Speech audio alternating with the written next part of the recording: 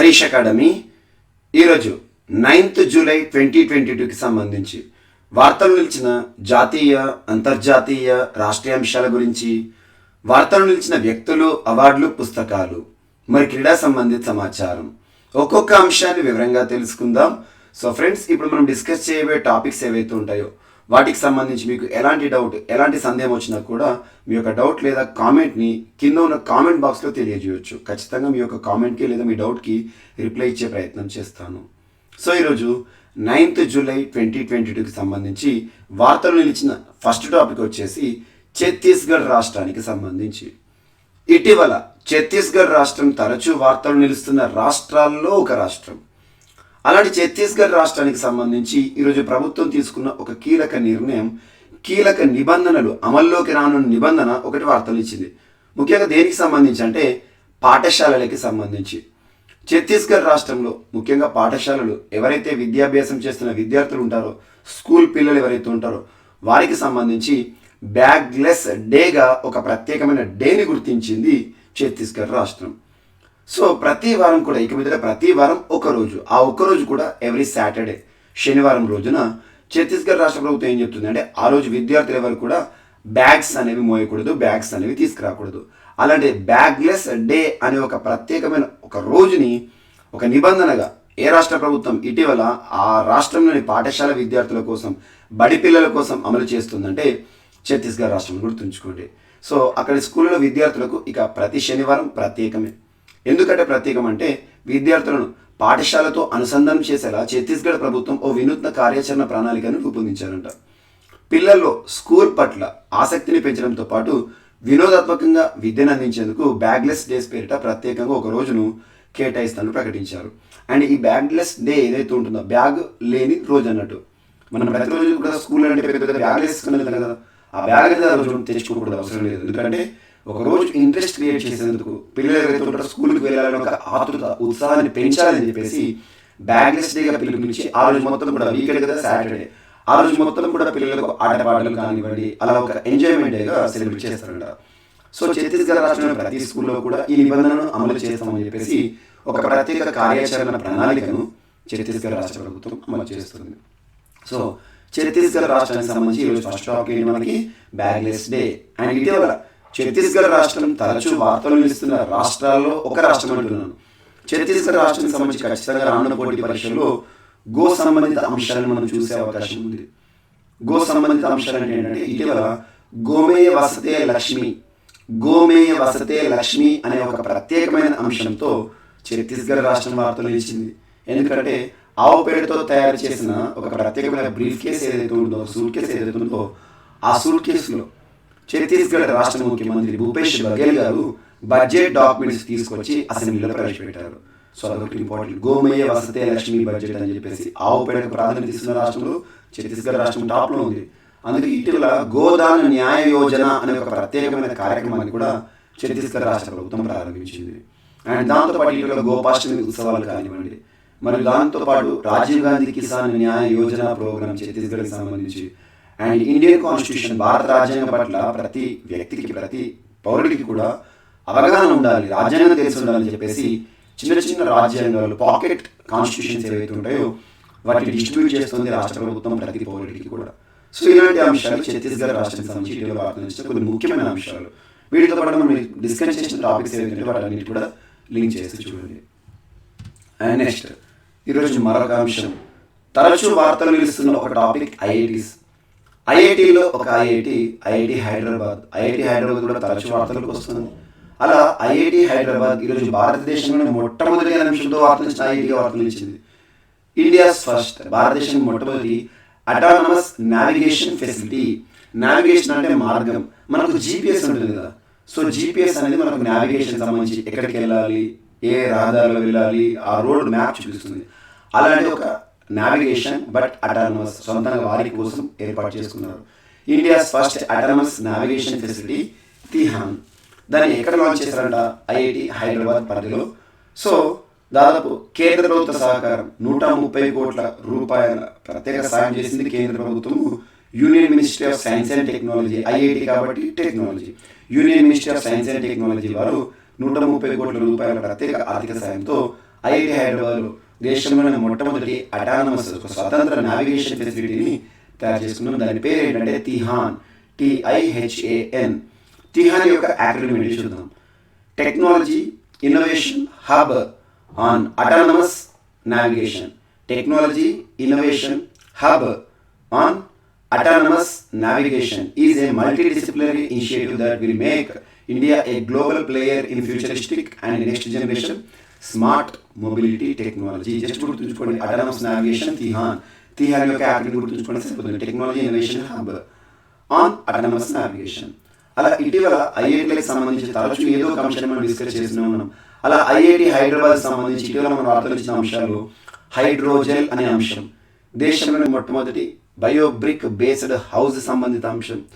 And ఇటీవల IIT Hyderabad సంబంధించి స్వరాజబిలిటీ అనే ఒక portal and Suzuki innovation centre దేశంలోనే మొట్టమొదటిసారి, జపాన్ బయట దేశంలో మొట్టమొదటిసారి, భారతదేశంలో అందులో తెలంగాణ రాష్ట్రంలోని హైదరాబాద్ సిటీలోని ఐఐటి హైదరాబాద్ పరిధిలో ఒక ప్రత్యేకమైన రీసెర్చ్ సెంటర్ ఆఫ్ ఎక్సలెన్స్ని సుజుకి ఇన్నోవేషన్ సెంటర్గా సుజుకి సంస్థ ఏర్పాటు చేసింది. ఇటువంటి అంశాలు లింక్ చేసుకోండి. అండ్ దాంతోపాటు ఇటీవల ఐఐటి మద్రాస్ కూడా తరచు వార్తలు నిలుస్తుంది. ఐఐటి మద్రాస్ సంబంధించి ఆక్వా మ్యాప్, ఐఐటి మద్రాస్ సంబంధించి దేశంలోనే మొట్టమొదటి 3D కాంక్రీట్ ప్రింటింగ్ టెక్నాలజీ ఆధారిత హౌస్. అండ్ ఇటీవల ఐఐటి మద్రాస్ సంబంధించి iRAD integrated road accident database. IIT Madras సంబంధించి ఇటీవల మనం డిస్కస్ చేసిన అంశాలు ఏవైతుంటే Kadam artificial knee, NeoBolt world's first ever motorised wheelchair, ఇటువంటి అంశాలను లింక్ చేస్తూ చూడండి. And at the same time IIT Bombay, ఇటీవల ఐఐటి బాంబే అనగానే నానో స్నిఫర్, అతి సూక్ష్మమైన పేలుడు పదార్థాలను కూడా గుర్తించే ప్రత్యేకమైన టెక్నాలజీ నానో స్నిఫర్ సొంతం. అండ్ దేశంలోనే మొట్టమొదటిసారి యాంటీ క్యానాన్స్ హెయిల్ గన్స్ని ఏర్పాటులో వీళ్ళ పాత్ర ఉంది. అండ్ దేశంలో మొట్టమొదటి స్మార్ట్ టవర్ నిర్మాణంలో ఐఐటి బాంబే. సో దీంతోపాటు ఐఐటి కాన్పూర్ దేశంలోనే ఇటీవల కాలంలో ఒక smart watch, touch sensitive watch and bio watch అనే ఒక అంశాన్ని మనం డిస్కస్ చేసాము. ఇటువంటి అంశాలు కానివ్వండి. IIT Ropar, AmbiTag, smokeless cremation system, world's first ever plant based air purifier system, ఇటువంటి అంశాలు మనం ఐఐటి రూపర్కి సంబంధించి. ఐఐటి ఢిల్లీ అనగానే SERS, surface enhanced Raman spectroscopy. IIT Guwahati ఇటీవల ఎలక్ట్రిసిటీకి సంబంధించి ఇటీవల ఎలక్ట్రిసిటీ ఫ్రీ కూలర్ని ఏర్పాటు చేస్తూ ప్రత్యేకంగా ఒక ఎయిర్ కండిషన్ ఏర్పాటు చేస్తూ ఐఐటి గౌహతి వార్తలు వచ్చింది. లిథియం అయన్ బ్యాటరీ సామర్థ్య పెంపు సంబంధిత అంశంతో ఐఐటి గౌహతి వార్తలకు వచ్చింది. సో వీటితో పాటు IIT Kharagpur, betel nut oil extraction, ఇటువంటి అంశాలు లింక్ చేస్తూ చూడండి. అండ్ నెక్స్ట్ ఈరోజు మన నెక్స్ట్ టాపిక్ వచ్చేసి సో ఆఫ్రికాలో మరొక వైరస్ కలకలం రేపుతోంది. సో ఆఫ్రికా ఖండంలో ఒక ప్రాణాంతక వైరస్ కలకలం రేపుతోంది. మనం ఇప్పటివరకే ఎబోలా చూసాము. ఎబోలా అవుట్బ్రేక్ని లాస్ట్ ఒక 10 years నుండి చూస్తూ ఉన్నాం. ఆ తర్వాత కరోనా వైరస్ ఉధృతిని మనం చూస్తున్నాం. కరోనా డిఫరెంట్ వేవ్స్లో వస్తుంది. అటువంటిది ఎబోలా పోయింది, కరోనా అయిపోయింది. ఇక్కడ ఒక ప్రాణాంతక వైరస్ ఇటీవల వార్తల్లోకి వచ్చింది. అది ఆఫ్రికా ఖండంలో కొన్ని కేసెస్ కూడా నమోదైనాయి. ఆఫ్రికాలోని ఘనా దేశం, పూర్ కంట్రీ యాక్చువల్గా, ఘనా దేశంలో అతి ప్రాణాంతకమైన మార్బర్గ్ అనే ఒక వైరస్, గుర్తుంచుకోండి, మార్బర్గ్ అనే ఒక వైరస్ వెలుగు చూసిందంట. 2 వారాల క్రితమే 2 కేసులు నమోదు కాగా వ్యాధి సోకిన ఆ 2 బాధితులు తాజాగా ప్రాణాలను కూడా కోల్పోయారంట. వీటిని ధృవీకరించిన ప్రపంచ ఆరోగ్య సంస్థ WHO ఏదైతే ఉంటుందో నిజంగానే మార్బర్గ్ అనే ఒక వైరస్ సోకడం వల్ల 2 వ్యక్తులు చనిపోయారని చెప్పేసి ప్రత్యేకంగా చెప్పిందంట ప్రపంచ ఆరోగ్య సంస్థ. అలర్ట్ కూడా ప్రపంచ దేశాలకి అలర్ట్ని కూడా ప్రకటిస్తోంది. సో వైరల్ డిసీజ్ అనేది చాలా డేంజర్. అండ్ ఇటీవల వార్త నుంచి కొన్ని వ్యాధుల గురించి ప్రత్యేకంగా చూడండి. కరోనా కానివ్వండి, ఎబోలా కానివ్వండి, యాంథ్రాక్స్ కానివ్వండి, అండ్ ఇటీవల బ్లాక్ ఫంగల్ డిసీజెస్ శిలీంధ్రాలకు సంబంధించి కానివ్వండి, సో నోరో వైరస్ కానివ్వండి, అండ్ ఈరోజు మార్బర్గ్ వైరస్, ఇటువంటి వాటిని చూడండి. వ్యాధులపైన ఒక ప్రశ్న అడుగుతారు. దీంతో పాటు ఇటీవల వివాదాస్పద వార్తలు ఇచ్చిన ఒక వ్యాధి అలోపేషియా అరియేటా. సో నోబెల్ పురస్కార వేడుకల్లో ఒక వివాదంగా వార్తలకు వచ్చింది అలోపేషియా అరియేటా. అటువంటి అంశాన్ని లింక్ చేస్తూ చూడండి. అండ్ నెక్స్ట్ షింజో అబే, యాక్చువల్గా ద బెస్ట్ పర్సన్. జపాన్ అంటేనే మనకు గుర్తుకు వచ్చే ఒక పర్సన్ షింజో అబే. జపాన్ మాజీ ప్రధాని. లాస్ట్ ఒక 1.5 year బ్యాక్ రిజైన్ చేశారు, హెల్త్ రీజన్స్ అని చెప్పేసి. షింజో అబే గారు, షింజో అబేకి భారతదేశానికి చాలా అద్భుతమైన రిలేషన్స్ ఉన్నాయి. సింపుల్గా చెప్పాలంటే ఇండియా జపాన్ సంబంధాలు అద్భుతంగా కొనసాగడంలో షింజో అబేనే కీలక పాత్ర. జపాన్ దేశ చరిత్రలో అత్యధిక కాలం ప్రధానిగా విధులు నిర్వర్తించిన వ్యక్తి. ఇటీవల నిన్నటి రోజున ఒక ప్రచార కార్యక్రమంలో వెళ్ళిన షింజో అబేని ఒక వ్యక్తి షూట్ చేసి చంపేశాడు. జపాన్ మాజీ ప్రధాని షింజో అబే వరల్డ్ వైడ్గా well reputed person, well recognised person. So ఒక రోడ్డు పైన తన ప్రచారంలో ఒక మాట్లాడుతూ ఉంటే స్టేజ్ పైన తను కాల్చి చంపేశాడు. సో అటువంటిది ప్రపంచమంతా ఒకేసారి ఉలిక్కి పడిపోయింది. అటువంటి షింజో అబే మన భారతదేశంతో ఉన్న సంబంధం బుల్లెట్ ట్రైన్, ఇండియా జపాన్ సంబంధాల భాగంగా బుల్లెట్ ట్రైన్ షింజో అబే కాలంలోనే ఒప్పందం జరిగింది. అండ్ గంగా హారతి కార్యక్రమంలో కూడా షింజో అబే గారు భారత పర్యటనకు వచ్చినప్పుడు పార్టిసిపేట్ చేశారు. అన్నిటికంటే ఇంపార్టెంట్ 2021 సంవత్సరంలో షింజో అబే మన భారతదేశంలో ఇచ్చే ప్రతిష్టాత్మక పురస్కారాల్లో ఒకటి పద్మ పురస్కారాలు ఉంటాయి కదా, పద్మ విభూషణ్ పురస్కార గ్రహీత 2021 షింజో అబే విదేశీయుల కేటగిరీలో పొందారు. విదేశీయులకు కూడా పద్మ పురస్కారం ఇవ్వచ్చు, కానీ భారతదేశానికి విశేష కృషి చేసిన వ్యక్తులు, భారతదేశంతో సత్సంబంధాలు కొనసాగడంలో ఏదైనా ఒక దేశం తరఫున ప్రత్యేక కృషి చేసిన వ్యక్తులకు ఇస్తారు. అలా షింజో అబే పద్మ విభూషణ్ పురస్కార గ్రహీత. నిన్న చనిపోవడం జరిగింది. భారత ప్రభుత్వం కూడా తన జ్ఞాపకార్థం, తనతో ఉన్న సంబంధం కారణంగా షింజో అబే ఈ మరణం తర్వాత ఒకరోజు సంతాప దినంగా ప్రకటించింది భారతదేశం ఈ రోజున, శనివారం రోజున. సో జపాన్ మాజీ ప్రధాని షింజో అబే దారుణ హత్య ప్రపంచాన్ని దిగ్భ్రాంతికి గురి చేసింది. ఆయనతో ఉన్న ప్రత్యేక అనుబంధం దృష్ట్యా శనివారం అంటే ఈరోజు ఒకరోజు సంతాప దినం పాటించాలని భారత ప్రభుత్వం నియమించింది. అండ్ దేశీయంగా హైడ్రోజన్ రైలు, సో ట్రైన్కి సంబంధించిన ఒక అంశం వార్తలు వచ్చింది. దేశీయంగా హైడ్రోజన్ రైలు 2023 చివరికల్లా ఆవిష్కరిస్తారంట భారతదేశంలో. దీనికి సంబంధించి అధికారిక ప్రకటన రైల్వేకి సంబంధించి రైల్వే మినిస్ట్రీ ఉంటుంది. రైల్వే మంత్రి అశ్విని కుమార్ వైష్ణవ్ గారు చేసిన ప్రకటన ఏంటంటే భారతదేశంలో హైడ్రోజన్ రైలు అనేది 2023 చివరి వరకల్లా స్టార్ట్ అవుతుందంట.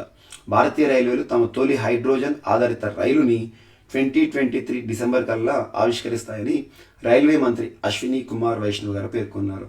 వచ్చే ఏడాది చివరి కల్లా తొలి హైడ్రోజన్ రైలు మనకు వస్తుందంట. దీనిని భారత్లోనే రూపొందిస్తున్నట్లు National Industrial Corridor Development and Implementation ట్రస్ట్కు చెందిన అత్యున్నత పరిశీలక ప్రాధికారక సంస్థ సమావేశంలో ఆయన అన్నారంట.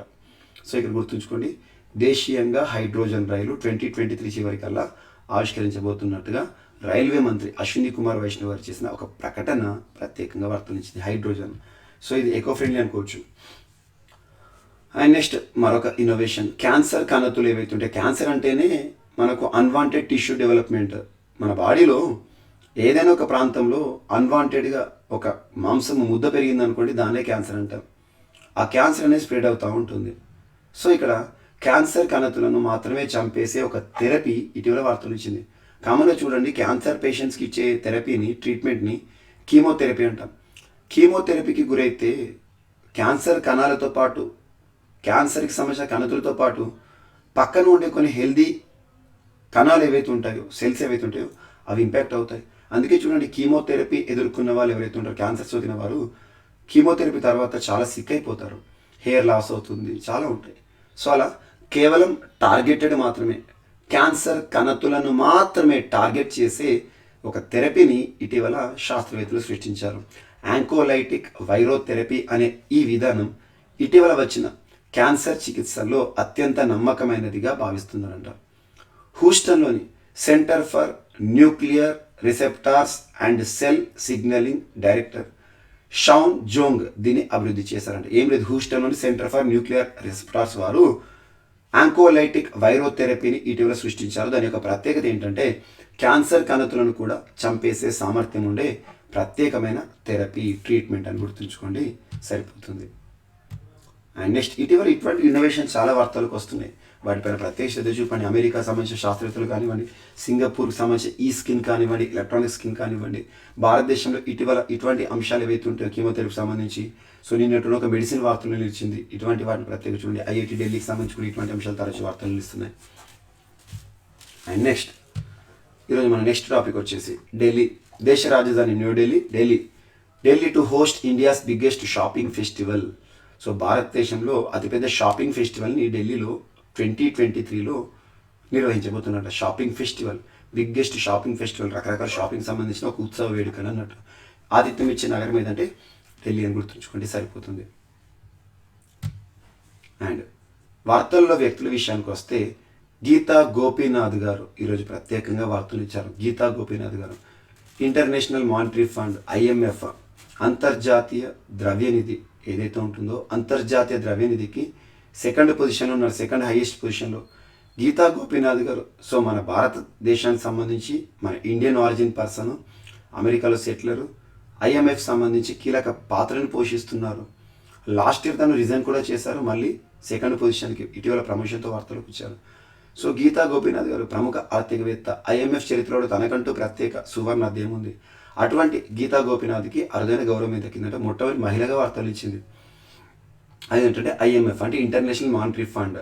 IMF wall of former chief economist. Wall of former chief economist. Former chief economist అంటే ఏంటి? ఎకనమిస్ట్ ఆర్థికవేత్తలు, మాజీ ఆర్థికవేత్తలు. Wall of former chief economist అనే ఒక ప్రత్యేక, యాక్చువల్గా ఒక గోడ వాల్ అంటే హాల్ ఆఫ్ ఫేమ్ అంటాం కదా, ఒక రంగంలో గుర్తింపు పొందిన వారికి హాల్ ఆఫ్ ఫేమ్ ఇస్తాం. ఇక్కడ వాల్ అంటున్నాను. కామన్గా ఐఎంఎఫ్ సంబంధించి ఒక ప్రత్యేకమైన గుర్తింపు ఏంటంటే అక్కడ వాళ్ళు ప్రత్యేకంగా కొంతమంది వ్యక్తుల ఇమేజెస్ని అక్కడ ప్రత్యేకంగా పోస్ట్ చేస్తారు. అందులో గీతా గోపీనాథ్ చోటు సంపాదించుకున్నారు. ఈ ఘనత సాధించిన మొట్టమొదటి మహిళగా కూడా ప్రత్యేకంగా వార్తలు ఇచ్చారు. ఇక్కడ ఎగ్జామ్లు అడుగుతారు. ఐఎంఎఫ్ వాల్ ఆఫ్ ఫార్మర్ ఎకనమిస్ట్లో చోటు సంపాదించుకున్న తొలి మహిళ ఎవరు అంటే మన భారతీయ గీతా గోపీనాథ్ అని గుర్తుంచుకోండి, సరిపోతుంది. అండ్ నెక్స్ట్ ఈరోజు మరొక అంశం, G20 గ్రూప్ ఆఫ్ 20 కంట్రీస్కి సంబంధించి. సో అభ్యర్థులు ఖచ్చితంగా G20 పైన కాన్సన్ట్రేట్ చేయండి. G20 ఎవ్రీ ఇయర్ వార్తలోకి వస్తుంది. అండ్ ముఖ్యంగా కొన్ని కూటములను ఈజీగా గుర్తుంచుకునే ప్రయత్నం చేయండి. G4 అంటే ఏంటి? Group of 4. G4లో భారతదేశం సభ్యత్వం ఉందా లేదా అని అడుగుతారు. G4 అంటే India, Japan, Germany, Brazil. Japan, Germany, Brazil, India ఉంది. G4 కూటమి ఏర్పడేది ఐక్యరాజ్య సమితి భద్రతా మండలిలో శాశ్వత సభ్యత్వం కోసం, రిఫార్మ్స్ తీసుకురావాలి, సంస్కరణ కోసం ఏర్పడిన ఒక కూటమి. అలా ఇటీవల వార్తలు ఇచ్చిన G7 కూటమి చూడండి. G7లో భారతదేశం సభ్యత్వం కాదంటే ఖచ్చితంగా రానున్న పోటీ పరీక్షలో అభ్యర్థులు కన్ఫ్యూజ్ అవుతారు. ఎందుకంటే భారత ప్రధాని గారు ఇటీవల G7 సమ్మిట్లో జర్మనీలో పార్టిసిపేట్ చేశారు.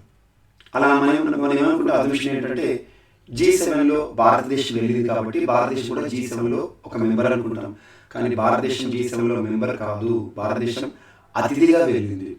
అతిథిగా వెళ్ళిన భారతదేశం అక్కడ ప్రముఖ నాయకులు ఎవరైతే ఉంటారో G7 అధినేతలు కానివ్వండి, మిగతా ఇన్వైటీస్ కానివ్వండి, వాళ్ళకు కొన్ని గిఫ్ట్స్ ఇచ్చింది. ఇండియాకి సంబంధించి ఇండిజినియస్ గిఫ్ట్స్ ఇచ్చింది. అటువంటి కూడా మనం ఇమేజెస్ కూడా చూపించాను మీకు. సో వాళ్ళ G7 దేశాలకు రష్యా ఒక్క దేశాన్ని యాడ్ చేస్తే G8. So G8 minus Russia is కూడా G7 సింపుల్గా. అండ్ G8కి మరొక 12 దేశాలను యాడ్ చేస్తే G20. G20లో భారతదేశం సభ్యత్వ దేశం, ఇది గుర్తుంచుకోండి. సో నీతి ఆయోగ్ మాజీ CEO, నీతి ఆయోగ్కి ఫార్మర్ చీఫ్ ఎకనమిస్ట్ ఎవరైతే ఉంటారో చీఫ్ CEO. సో నీతి ఆయోగ్ CEO ఎవరైతే ఉంటారో చీఫ్ ఎగ్జిక్యూటివ్ ఆఫీసర్గా విధులు నిర్వర్తించిన అమితాబ్ కాంత్ గారు ఎవరైతే ఉంటారో G20కి భారతదేశం తరఫున కొత్త షెర్పాగా సేవలు అందించనున్నారంట. కేంద్ర మంత్రి పీయూష్ గోయల్ ఇప్పటి వరకు ఈ బాధ్యతలు చూశారంట. పీయూష్ గోయల్ గారు G20 అధ్యక్ష బాధ్యతలు ఈ ఏడాది భారత్ రానున్నాయి. అధ్యక్ష హోదా ఉంటుంది భారతదేశం ఈ సంవత్సరం కాబట్టి ఖచ్చితంగా ఇంపార్టెంట్. దీంతో షెర్పా బాధ్యతలో ఉన్నవారు దేశవ్యాప్తంగా వివిధ సమావేశాలు నిర్వహించాల్సి ఉంటుంది. ఇది ఒకటి ఇంపార్టెంట్. G20 షెర్పాగా ఇటీవల నియమితులతో వార్తించిన పర్సన్ ఎవరంటే అమితాబ్ కాంత్, నీతి ఆయోగ్ సంబంధించి మాజీ CEO. ఇది గుర్తుంచుకోండి. Next former Bihar minister. Bihar రాష్ట్రంలో గుర్తింపు పొందిన ఒక మంత్రి, వెటరన్ సోషలిస్ట్ లీడర్, సామాజిక వ్యక్తి, అంటే సామాజిక రంగంలో తనకంటూ ప్రత్యేక గుర్తింపు పొందిన ఒక వ్యక్తి ఇటీవల మరణిస్తూ వార్తలు ఇచ్చారు. తన పేరు ఏంటంటే నరేంద్ర సింగ్ అని గుర్తుంచుకోండి. నరేంద్ర సింగ్ పాస్డ్ అంటే నరేంద్ర సింగ్ గారు చనిపోయారు. సో నరేంద్ర సింగ్ గారు ఏ రాష్ట్రానికి సంబంధించి ఏ రంగంలో తనకంటూ ప్రత్యేక గుర్తింపు అంటే రాజకీయాలు గుర్తింపు పొందారు. ఒక సామాజిక రాజకీయవేత్త అని గుర్తుంచుకోండి.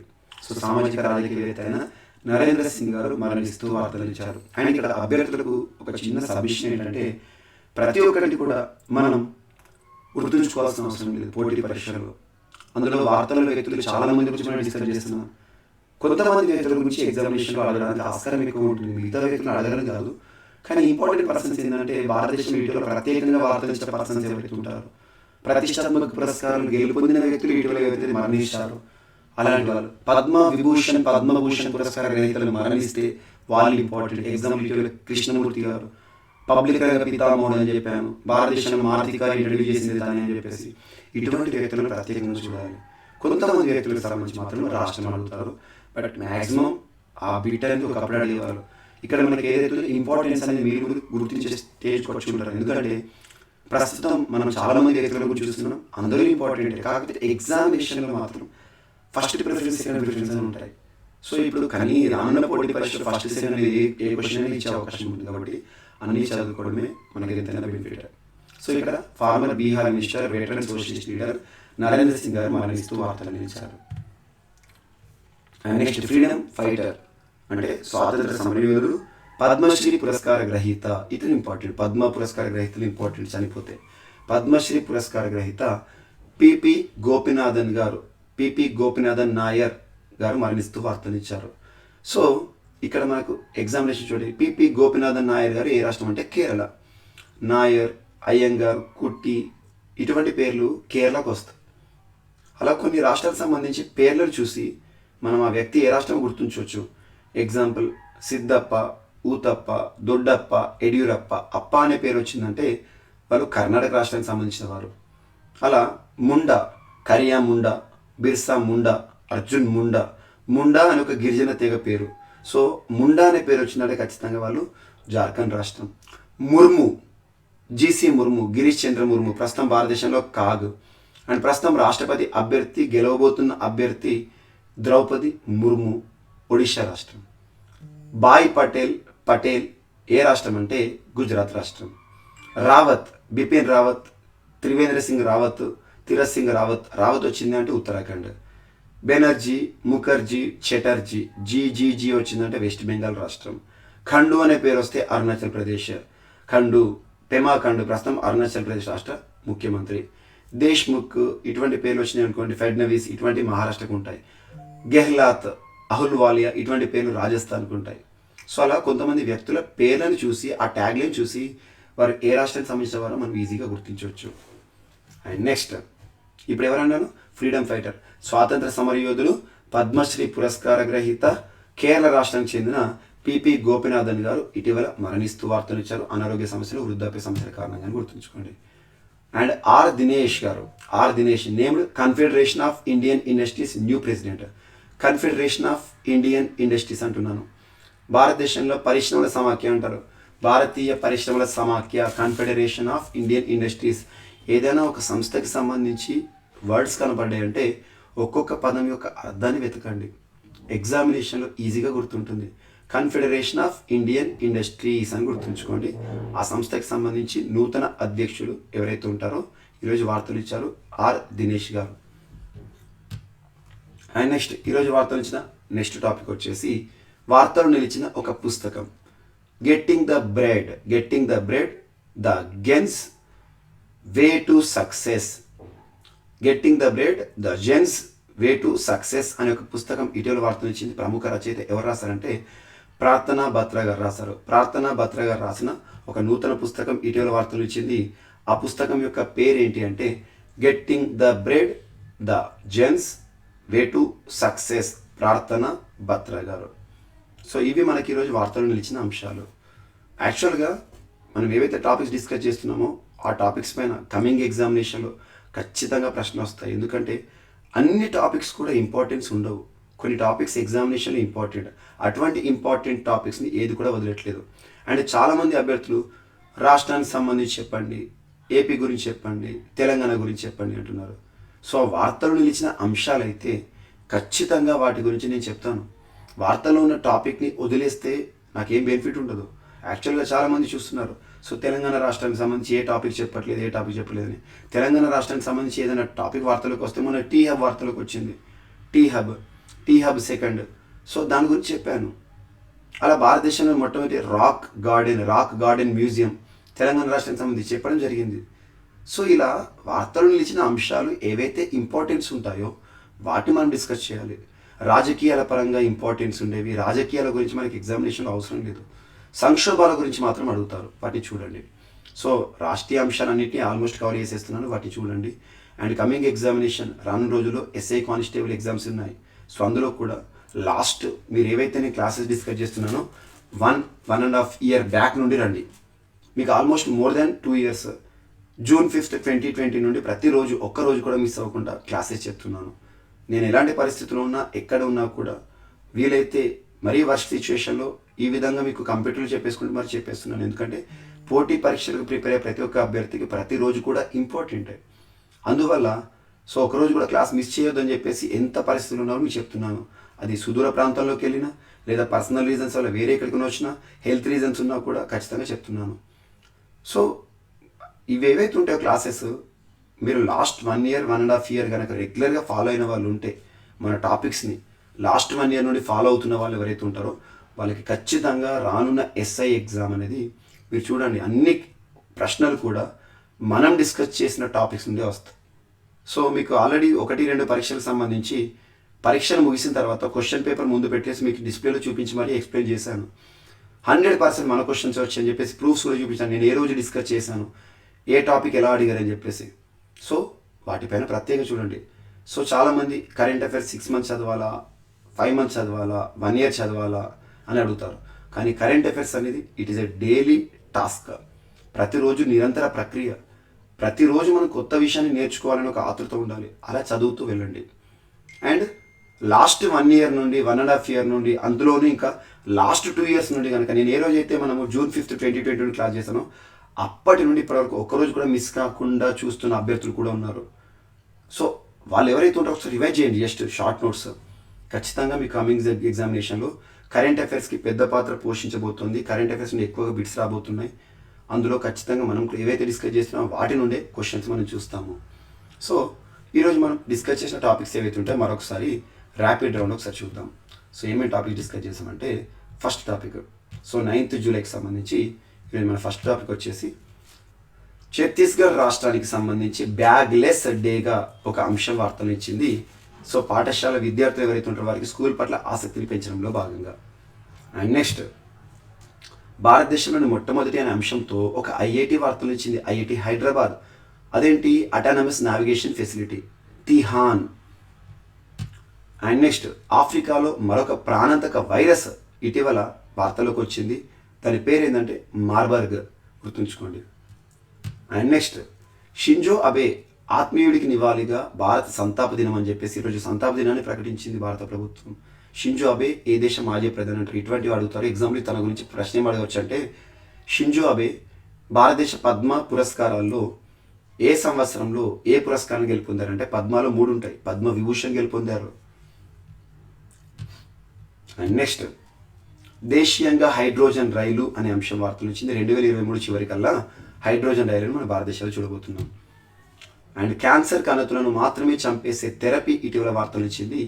ఆ థెరపీకి సంబంధించి ఆంకోలైటిక్ వైరోథెరపీ హూస్టన్లోని Centre for Nuclear Receptors and Cell Signalling అనే ఒక సంస్థ. అండ్ ఢిల్లీలో 2023లో హోస్ట్గా ఉన్న ఒక ప్రత్యేక కార్యక్రమం India's biggest shopping festival, shopping సంబంధించి. వార్తల వ్యక్తుల విషయానికి వస్తే గీతా గోపీనాథ్ గారు. గీతా గోపీనాథ్ అంటేనే మనకు గుర్తుకొచ్చే సంస్థ IMF, అంతర్జాతీయ ద్రవ్యనిధి. అలా గీతా గోపీనాథ్ ఒక తొలి మహిళగా IMF చరిత్ర వార్తలు ఇచ్చారు. వాల్ ఆఫ్ ఫార్మర్ చీఫ్ ఎకనామిస్ట్లో చోటు సంపాదించుకున్న మహిళ. G20 షెర్పాగా, షెర్పా అంటే రిప్రజెంటేటివ్, G20 షెర్పాగా నీతి ఆయోగ్ మాజీ CEO అమితాబ్ కాంత్ గారు వార్తలకు వచ్చారు. And former Bihar minister, veteran, social leader Narendra Singh గారు మరణిస్తూ వార్తలు ఇచ్చారు. అండ్ నెక్స్ట్ స్వాతంత్ర సమరయోధుడు. సో స్వాతంత్ర సమరయోధుడు కేరళ రాష్ట్రానికి సంబంధించి పద్మశ్రీ పురస్కార గ్రహీత పిపి గోపినాథన్ నాయర్ గారు మరణిస్తూ వార్తలు నిలిచారు. ఆర్ దినేష్ గారు కన్ఫెడరేషన్ ఆఫ్ ఇండియన్ ఇండస్ట్రీ నూతన అధ్యక్షులుగా ఈరోజు నియమితులవుతూ వార్తలు ఇచ్చారు. భారత పారిశ్రమల సమాఖ్య.